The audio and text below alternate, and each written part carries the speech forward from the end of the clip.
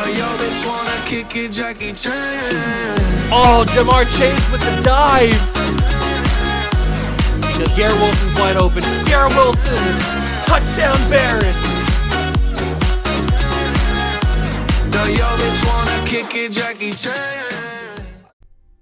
What's going on, guys? Welcome back to the video here in the World of Juice channel, and welcome back to another episode of the Houston Texans 10-year rebuild here on Madden 23. That is right. We are continuing on with the rebuild, and we are currently at episode number 7, year number 7 of the rebuild. We are coming up on the end of this one, and I gotta say, I couldn't really be happier with how this has gone. We've had 6 years so far, and already 2 championships, 2 Super Bowls in those 10 years, in the first 5 years of the rebuild. So at this point, anything else is just gravy. Now, I thought that last episode in year number 6, I thought that we were able to go back to back. We ended up, I don't even think, making the playoffs last episode, and I don't really know where else we're going to go from here. I guess we just kind of ride it out, try to contain or try to keep as many of our core players that we can, and then just ride out these last couple of episodes and couple of years. And if we win another championship, awesome. But I mean, we don't really need to at this point. There's no rush. It's not like the Arizona Cardinals one where I had to give everything I had in that last episode, episode 10, to try to get that last Super Bowl, and we ended up doing that. But this one is a totally different scenario. We've already got 2 of them. The rebuild's been a success. We've won 2 championships in 5 years. At this point, all we got to do is just kind of ride it out the rest of the way. So if you guys are excited, hit that like button, subscribe to the channel, join the Juice Club, and let's get started. The first thing that we always do is set our season goal, and since we are kind of in that winning window now, we're going to have win the Super Bowl as our goal, obviously. I mean, we might as well have it. We've already won 2 of them. Why can't we win more of them? So that is going to be our goal for the year, and this is our team for year number 7, season number 7, episode number 7, all of the 7s. We've got CJ Stroud, we've got Alvin Kamara, we've got 3 really good receivers. We've got a great offensive line, we got a great tight end. On the defensive side of things, the linebackers, the ratings are okay. I wish the development traits were a little bit better. We need a little bit more upgrades for Arthur. Other than that, we're waiting on our 2 D tackles to develop. Hopefully, they have some pretty good development traits. And then obviously we have our superstar X Factor, I'm guessing, generational corner, Randy Hayes, 6'3", 197 from Toledo. We drafted him, I think, in the first round, top of the first. It had to have been top 3 picks or something like that. I forget exactly when we drafted him, but we drafted him in the first round, top of the draft, and he is hopefully generational. That's the goal. That's obviously the prediction that we had. That's why we traded up to get him, and I'm hoping that it was worth it. So I will go to the midseason mark. We will check to see if he is generational. If he has X Factor, then more than likely he is generational. And then we'll also see where this team is at. We have a 96 offense, so I'm not really scared of what this team can do or can't do. But I guess we'll find out. Leave a like, subscribe to the channel, and let's go to the midseason mark and see where this Texans team is in year 7. Here we are at the midseason mark, and we currently sit at 3-3. So that is not great compared to where we've been in the past at this point in previous episodes. I'm not really sure why we're not performing the way that we are. Maybe we need to change playbooks at this point. You know what? Spice things up a little bit. We've won 2 championships. We might as well change things up. So maybe I do that to finish out the episode or to finish out the season. But I do want to check, is our corner revealed yet? He is, and he only has superstars, so he's not officially generational, I don't think. I think the only way you can be generational in this game is to be an X Factor right out of the draft. Correct me if I'm wrong, I guess, but I'm pretty sure the only way that you can be a generational talent is if you are X Factor straight out of the draft. So he is only superstar, so maybe we traded up a little bit too much to get him. I don't know. I guess we'll find out. I am going to change the playbook. I don't even know what playbook we're running, if I'm being totally honest. I have absolutely no idea what playbook we are running.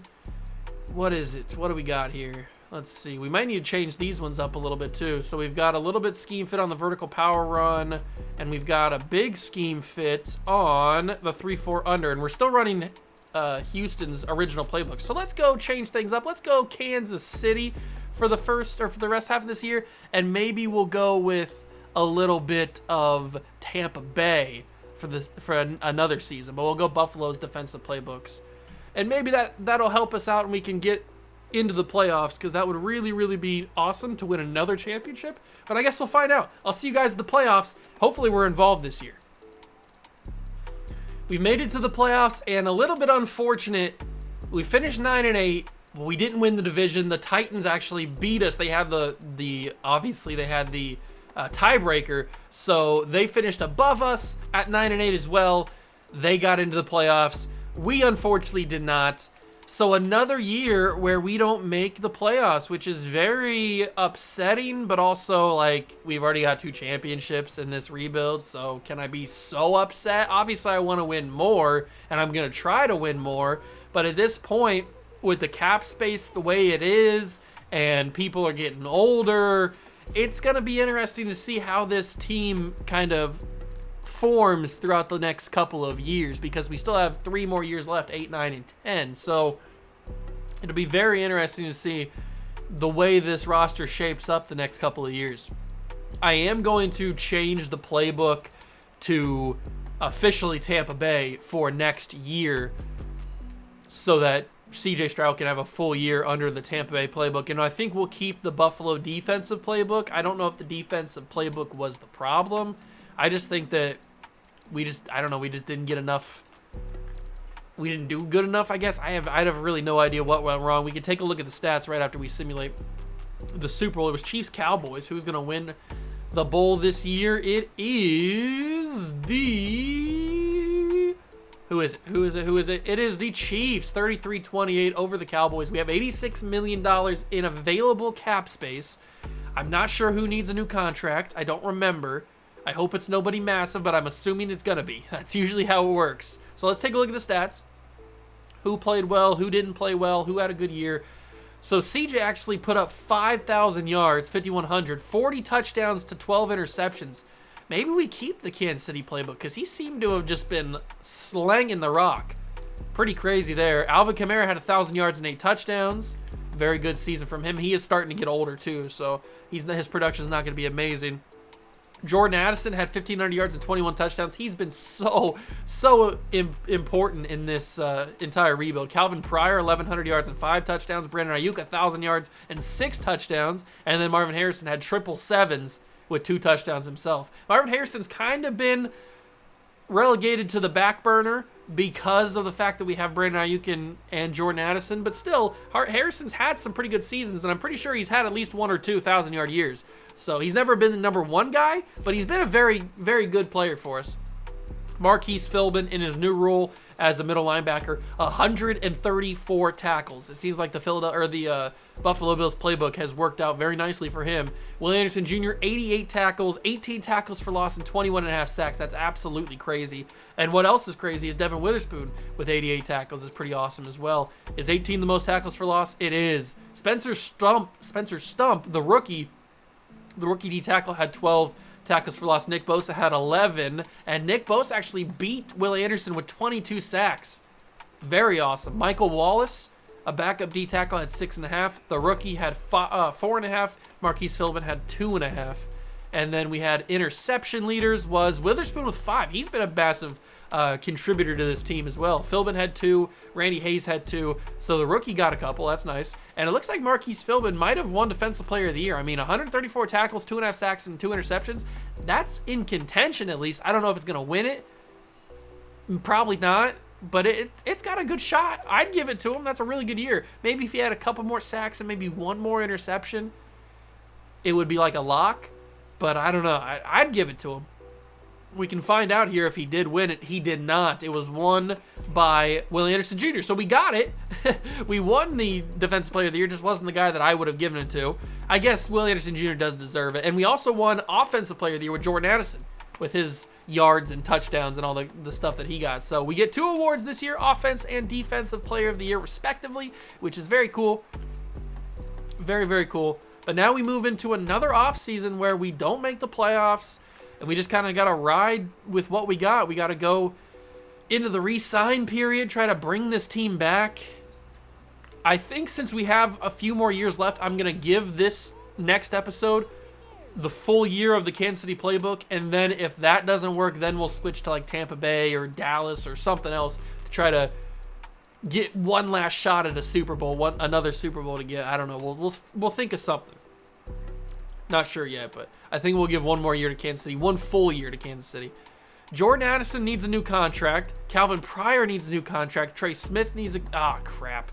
We got a lot of guys that are going to be expensive that have to come back. So first off, Jordan Addison, only 27 years old, has to be back. We do have a lot of depth at receiver with Ayuk and Harrison, but we cannot afford to have Jordan Addison leave us. He's either going to get tagged or we're going to give him a massive extension. I'm going to give him 6 years, and we are certainly going to have to overpay him because he does not want to be here, mainly because he doesn't like the scheme fit, the vertical zone run, or the vertical power run. He doesn't like that at all. So we are going to have to severely overpay Jordan Addison, but I'm hoping that this money is good enough.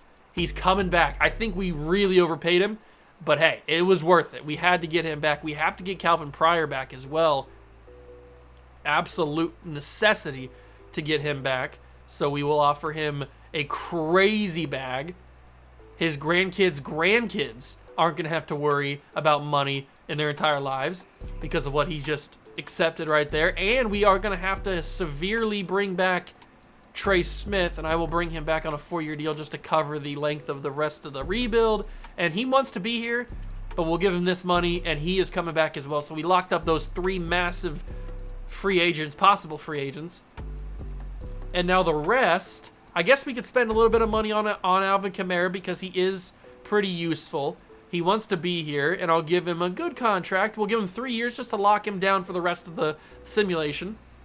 And we have $21 million to decide what else to do. And I don't think I want to bring back any of these guys. I think I'll save the $21 million for either free agency to maybe patch up a couple holes if we need to, or just roll it over into next year and see what happens. But we'll go to free agency period number 1, see what we got. Maybe there'll be something Gouda for us. You never know. I don't really even know. Before I even take a look at what free agency has, I want to just take a peek at our team and see if there are any holes. Let's take a look. So we have CJ, who is an X factor at this point. It looks like Marvin Harrison went down, and I don't think that he deserves to go down for the sole fact that he doesn't really get a lot of use, and that's not his fault. It's not his fault that he doesn't get crazy usage, so I'm going to move him back up to superstar. Brandon Ayuk did drop, but he is getting a little bit older, so I'll let that one slide. Harrison's now the number 2. Ayuk is here, though, and he is a star development. I'll let that slide. The offensive line looks good. Everybody looks good there. We don't have really any holes on offense. On defense, now that we changed, that might have actually cost us. When we changed to the scheme that we are in, the 3-4 under or whatever we are, exposing that backup middle linebacker might have cost us during the season. I didn't even think about that.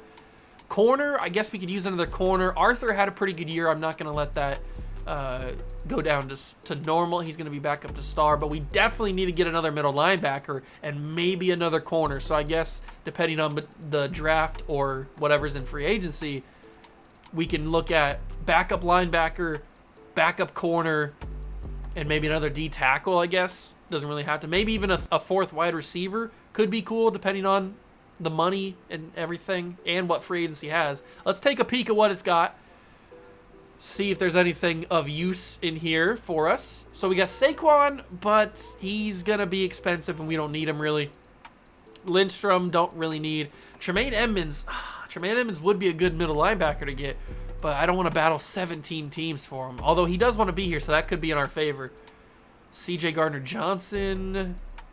Rashad White could be a nice running back. J.K. Dobbins. This is a pretty decent free agent class. Luke Van Ness at outside linebacker could be really cool. Okay, so there are some really, really interesting options here. We have $21.4 million. Brian Branch wants to be here. Brian Branch could be cool. I think I'm definitely going to offer Lucas Van Ness, because if anything, we can move one of our other guys to middle linebacker and have him play outside.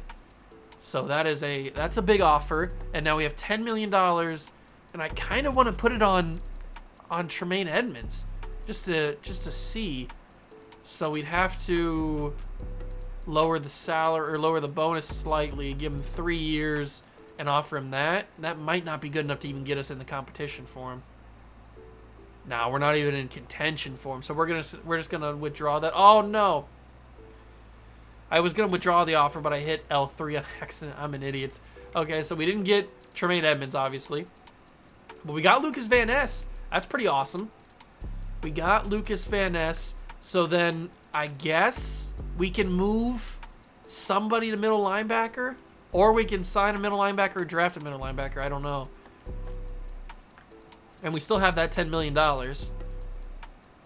So if we go to defense, Lucas Van Ness now goes on the outside. Ellington moves over to the other side. So yeah, we still need a middle linebacker to pair with Philbin.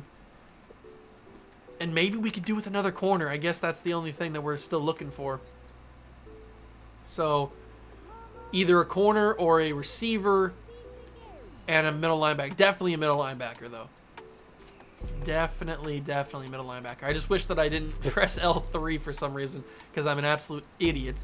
So if we go to available guys in middle linebackers, there's not really anybody that I want. There's guys that are better than what we have, but I don't know if I want them. This guy's pretty fast.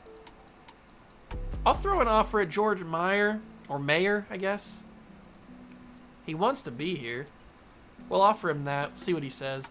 And then I'll go to corner and receiver and see if there's anybody here. So Nate Hobbs never accepted a deal. Jeff Okudah hasn't accepted a deal yet. Getting an older corner wouldn't be the worst thing in the world. These guys, Okudah and Hobbs, are basically the same player, although Okudah's an inch taller. I'll go off after Okudah, and we'll give him a 2-year deal, $3 million, and maybe he accepts that. I hope he does. So if we go to our targeted board, we are ahead of everybody there. They're trying to lowball him. Let's move on, and both guys accepted, but did they accept us? They did. So we got a backup corner, our 4th corner, I think so, and then we got a new middle linebacker to replace whoever was in there. I think it was just a scrub, like 60-something overall. So 3 defensive signings in free agency. Hopefully that boosts up our defensive rating from a 92 to maybe a 93, 94. That could be pretty cool. But getting a new middle linebacker in Mayer is going to help a lot, because Buckwalter, I think, was there. No, Fowler was there. He's a 66. He's not that good. And then having Okudah be a veteran there to be the 4th corner is awesome. I think the defense looks a lot better now. Stump is actually a superstar. I didn't even notice that. Stump is a superstar, so that's pretty cool. I think he might have had star but then gone up, or he just could have had superstar. I don't know. I guess we could take a look at his progression history, but I'm assuming he had star and went up. I think that was a really good free agent class. We got 3 signings on the defense, which is the position group or the side of the ball that needed the most help. The offense was pretty much fine. I think those guys could help us. Obviously, if we had a little bit more money, we could have done some more damage, because there were some pretty good players in that class. It was a pretty deep class. But I think with what we had to work with, I think that was a pretty good signing. Kenny Jordan, the corner. I think that's the corner, right? We're going to pick up his 5th-year option, sure. I think that's the corner. That's the franchise, or that's the rookie corner from, not the rookie corner. I think he's a corner, though, is he not? I don't remember. Darian Ellington, that is the linebacker.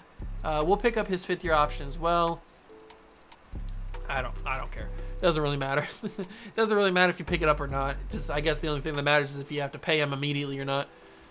We'll go to free agency recap, use our private scouting. I don't even know who's in this class. Like always, I never really check these classes until we get to this point, because I'm just simulating. So I guess we'll see if there's any studs in this class. I don't even know if I have any good draft picks. I don't remember what I did in the last offseason. If I traded anything or if I got extra picks, I don't remember what I did. So it looks like there is a good quarterback to go #1 overall. Another pretty good offensive line class. It seems like Daryl Parker could be interesting. Hello, Daryl. 6'4" is pretty good, but his speed is not great. His power moves and block shedding is pretty good. He looks like a pretty good player, a solid player, probably has star development. Is there anybody that is like crazy good that I have to go up and get? I don't think so. I think this is just a class. Actually, we have the 14th pick in the draft. Do we have 2 picks or is this just... No, it's not. We only have 1 pick. Okay, I wasn't sure. But I don't think that there's an absolute must get in this class. They have us taking a 6'5" tight end from the Ohio State University, who looks to be a really good athlete. Could be a nice backup to Calvin Pryor. But I don't know if we need to take a tight end in the first round, especially not top 15, unless he's generational. But I don't think that he is. And I don't think we're going to be getting any of these guys. Obviously, there's some pretty good offensive linemen, but there's always some pretty good offensive linemen, whether it's centers or tackles, whatever it may be. There's always, every generated class has really, really good offensive linemen in the top half. I don't even really know who we use these scouting things on. I guess we go for... I'd like to know more about Josh Metcalf, maybe. Let me see him a little bit more. I know we took a look at the other guy. But let me see this guy. He doesn't look great athletically. I think the other dude was Daryl Parker. Was that his name? Daryl something? Daryl Barker. He looked better physically than the other dude did. But I don't think that there's anything crazy here. I'll do more on Thad Gray just to find out a little bit more on him. What about this receiver? Spencer Tongue has good physicals. Decent player, nothing special. A decent player, nothing absolutely special. This guy's got A power moves. Okay, Gordon Beckett. Tickle me intrigued. I don't like anything else about you, though, so I guess I'm not intrigued. This class is kind of just a bust, it looks like. Just kind of a wash. I don't really see anything to say otherwise. I'll do Spencer Tongue just because. I'll do Thad Gray, and I'll do this 6'4" corner Marco Hancock. I don't know. Why not? Why not? I think we'll just go to the draft and just kind of ride it out. Maybe even trade down in our pick to go get extra picks for the next year. Because who knows? Maybe next year there'll be a generational player that we can use some capital to get up in the draft to get them. You never really know. So we'll see how it goes. We'll play it by ear. Go to the draft, see what happens. We will pause, and then we'll start skipping around. So the first pick is the quarterback. So it looks like they've moved on from Trey Lance, Brock Purdy, all those guys. Falcons take a right tackle. There goes Daryl Barker to the Bengals. Then you got R.J. Hankins. You know what? Let's just let's skip to our pick. If there's anybody that I'm intrigued by at this pick, maybe we'll take them. But most likely we're probably trading down. So let's see. We've got, there's Thad Gray. We got him at 90%. Is he worth taking at number 14? He's got elite strength. I mean, he looks really good. He looks like a really, really good receiving tight end. He's a vertical threat. He's 6'5", and a big bonus is he's from Ohio State.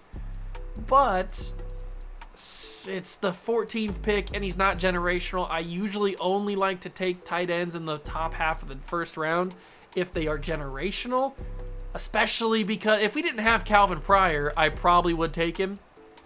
But since we have Pryor, we don't need another amazing tight end. We can get by with what we have.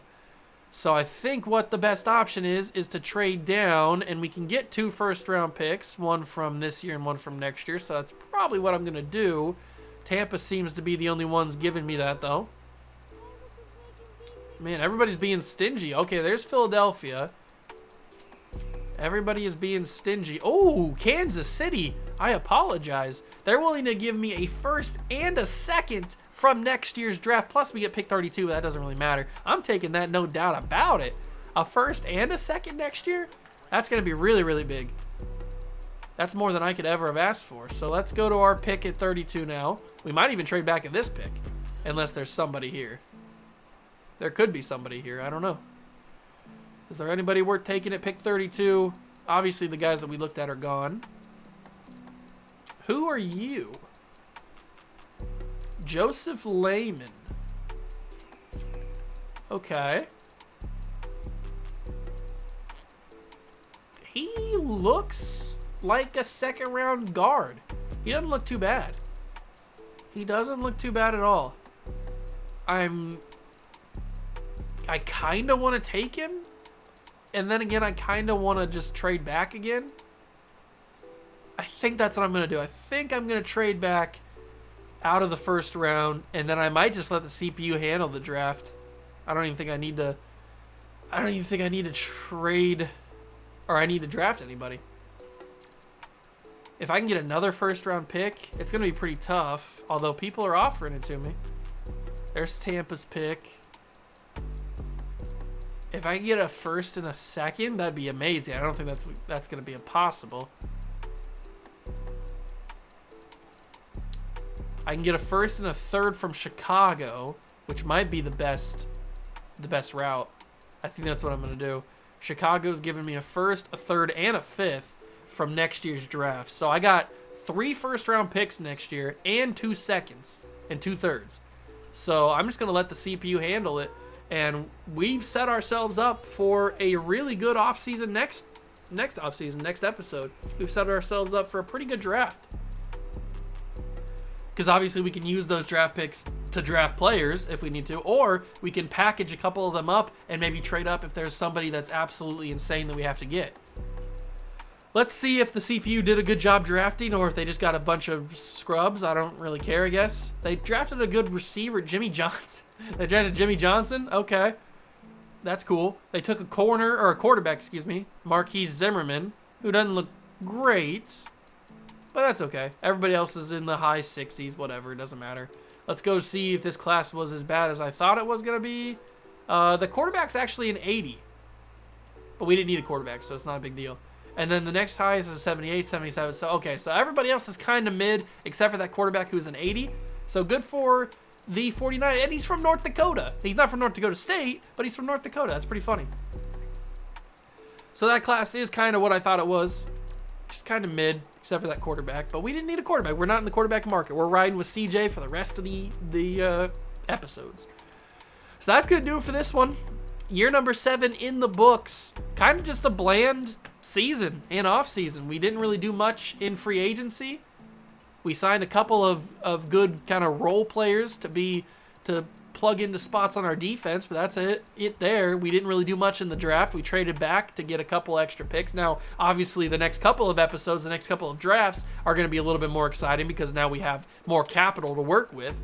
So those are going to be possibly more exciting, but basically the most important thing that we did in this entire episode was re-sign some of our guys. Re-sign Jordan Addison to a massive extension, re-sign Trey Smith to a massive extension, and then the third guy that we re-signed was, who was it? We re-signed somebody else, I forget who it was.